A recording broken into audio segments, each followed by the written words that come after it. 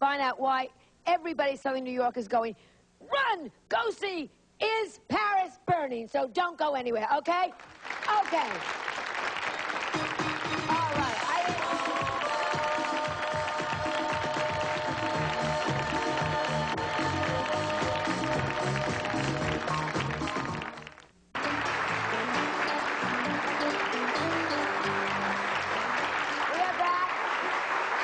The new award-winning film, which is being released nationally tomorrow, Paris is Burning, is getting major, major, major attention. It features, as I said to you, exotic gay subculture in New York that helps gay and lesbian young people to feel wanted and loved and accepted by dressing up as their fantasies. Today's guests are all featured in the film. First, on my immediate left, is Dorian Corey. He or she, which would you prefer? Whichever. All right. Fine. He is a legend in the drag underworld, as is his counterpart, Pepper LaBeija. Beja, okay. And they have both been participating in the drag balls for years. Am I right on that? Okay. Next to them is Willie Ninja. He is a respected dancer and choreographer and also is no stranger to this underground culture. And last but not least, on the end, is Jenny Livingston, who is the director of this award-winning documentary. Will you please welcome the stars of Paris is Burning, and I thank you very much for being here.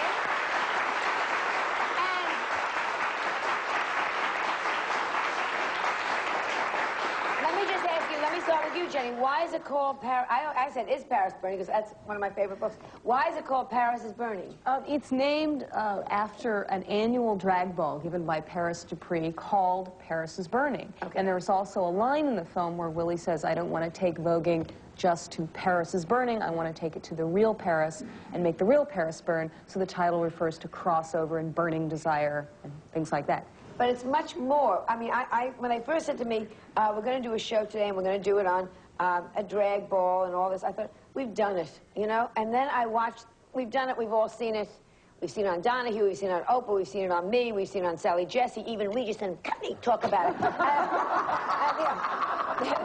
They dressed the kid up once, you know. So, but it's so much more than just a ball. It started, I mean, it's really a way of life for everybody now. It started way back in the 50s. In the 50s. Who started it now? Well, I wouldn't be able to tell you who started it, but I know it started back in the 50s because I was little, and they used to have balls on 155th Street and 8th Avenue, and a ballroom where only a small minority of people would go once a year. Once a year. And they would have a ball for all the gay kids in the city that would come. And then it graduated, like they had one out in Long Island, where up in Harlem on 158th Street, 155th Street, I mean, there was like the blacks and the Spanish would go to Rockland Palace. They would have once a ball a year. Once a year. And then out on Fox, and Daisy D, which was a big white queen, had the ball for the white queens out in, way out in Long Island. So when did it, start becoming integrated? It's totally integrated now, and it's not just gays. It's Oh, a lot of people come in. When did it integrate? It started in the 60s. Late 60s, early 70s. And it's much more than once a week. Once a year now. It's once or twice a month. It went from being a downtown big ball, where there was only like 3 or 4 a year, then it went uptown and diversified out to become a much more multi-category ball. What it is, and let me just explain again for people, they have all, first of all, everyone gets trophies, which is great, okay, but they're not just for the best drag, you know, or the most outrageous costume. It's something much deeper than that. Can you explain, Jenny? Well, I think that drag is a term that you probably couldn't even use to describe all of the categories. A category is sort of like at a fashion show. You have sportswear, evening wear, swimwear, and the ball has that too. But there are femme queens who are you know, dressed as Pepper and Dorian are, like women, and there are butch queens like Willie who, you know, look like guys. And there's a category called realness. And, that's what I'm going to get to. And realness could be looking like anything that you're not. Femme queen realness is looking like a woman. Executive realness is, executive butch queen realness, which is a male executive, is looking like a male executive. So people come as their fantasies. In other words, if you want to look like an executive, because I found that so meaningful, people come all dressed up in Brooks Brothers suits and an attaché case to look like a man that you would see on Madison Avenue. And that's right. With all the accessories inside. All the accessories inside. You remember you open the attaché case? The World Financial Times, the gold pens.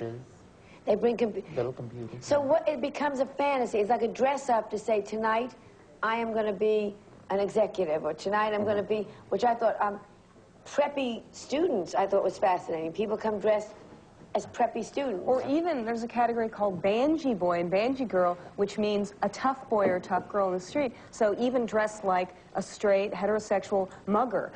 You know, right. I mean, it's really anything that you're not, and might want to be, or might want to make fun of in some cases. Why is it so popular that it can happen twice a month? Now, what does this do for the people that go to the ball? You, I understand, because you get a chance to look fabulous and glamorous. Well, with me, even more so, you must remember I entertain, so I do this every week. Yeah. I'm dressed up twice a week, every week, at the club where I work. But with the kids, you know, it's like that's how the family, the houses, and the ball, it all becomes, this is a chance where you get together with your peers and you're able to perform in front of those who understand exactly your lifestyle. Then you said family. When they introduced you, they said from the house of. Yes, the house. Because explain what's happened. It's gone from just a ball where we're all going to get dressed up and I'm going to make my costume and show up and win a prize. It's suddenly, there are people that have become like mother figures to all the younger people. Explain what this is going on. Was in the 70s, my house was the first house to start it. They were basically like clubs like the Duprees and the La Chanel. The La Chanel. These are clubs, They were gay clubs. And as the La Beiges became a house, we started calling ourselves houses after the fashion houses. But La Beige not being a fashion house, we were the first one to say we were a house. And then everybody started tagging on saying they were houses. But now who is we? Your name is La Beige. Pepper La Beige, yes, there was Crystal La Beige and Subway La Beige. At that time, it was only drag queens. These are your friends that all took your name? Yeah. No, I didn't. I took Crystal's name. Crystal was the mother of the house. All right, so Crystal La Beige was someone that went to balls. To balls. She competed against the, excuse the expression, the white drags. Right. Painted white and won over some white queen sometimes. Okay. So now you said, I'm a friend of Crystal, so I'm going to be called part of the House of La Beige. Now, what is being head of the house, which is where they introduced you now? Yeah, because what do you Crystal's do went on. as head of the house?